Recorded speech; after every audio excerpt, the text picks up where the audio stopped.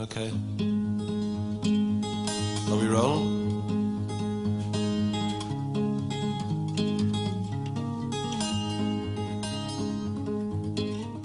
Hey there, folks. Today I have a simple message. Hooray for apathy. 3 cheers for not caring. Now, apathy gets a bad rap. People on both the left and the right are angry with people for not caring enough. And there's a lot of truth to that.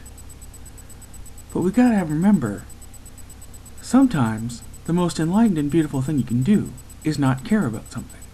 There's the right amount to care about things. And that means that it's just as important to not care about things that don't matter than it is to care about things that do. I have a couple of examples. Imagine a friend comes out as gay to another friend. The enlightened thing to say is, I don't care.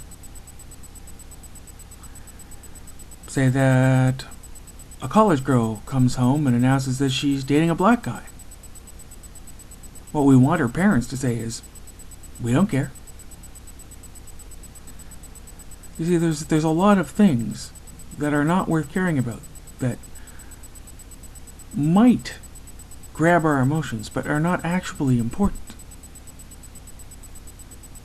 Things like race, gender, sexual orientation, religion, things like that. Now, this is a particular problem for the left, because we default to caring. We try to care as much as possible about everything. That's our primary mode. But this can cause considerable strain.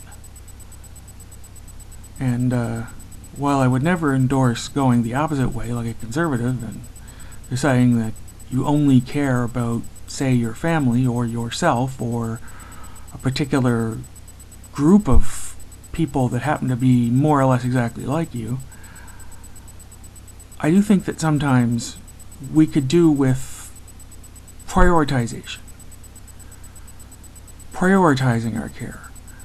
It's a difficult thing for liberals to do because liberals tend not to like quantitative thinking. They don't want to assign hard, cold numerical values to things, even in the abstract, because they don't want to have to choose between hard options. But we don't do ourselves any favors by acting like this. Sometimes you have to figure out what's important. For example, global warming is more important than saving the whales. It is, honestly, more important. The environment could get so screwed up that human beings can't survive anymore. Whether or not there's whales or not will not kill us, probably. Now, I want to save the whales. I'm not saying don't save the whales. I'm just saying it's possible to prioritize. Another problem we on the left have is reacting emotionally to things and to how they sound rather than actually thinking things through. A classic example is nuclear power. Nuclear power is scary. Nuclear reactions are scary. Radiation is frightening. But that doesn't mean that nuclear power is inherently wrong. In fact, nuclear power could be the most important missing link in saving the environment. I mean, there's 2 halves to the ending the CO2 problem.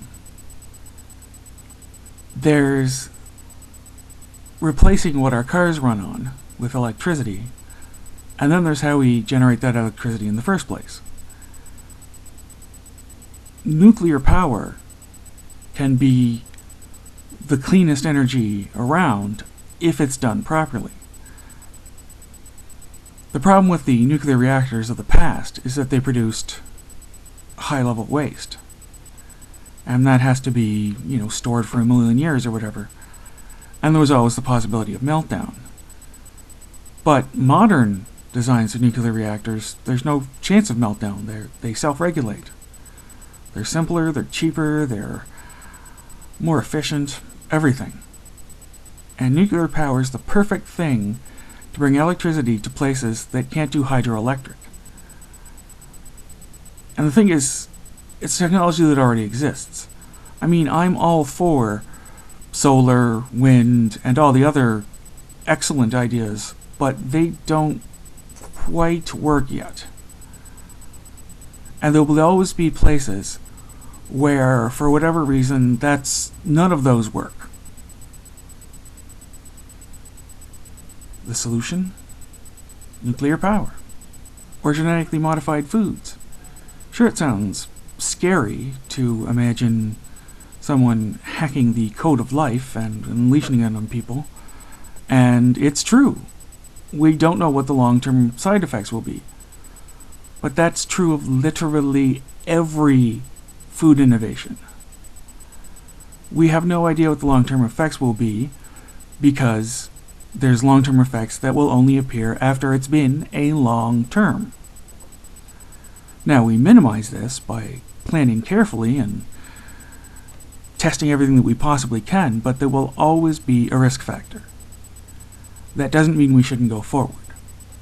And it's especially important with food technology because the right innovation in food technology could end world hunger. Let's hear it for apathy. Let's hear it for not caring about things that don't matter.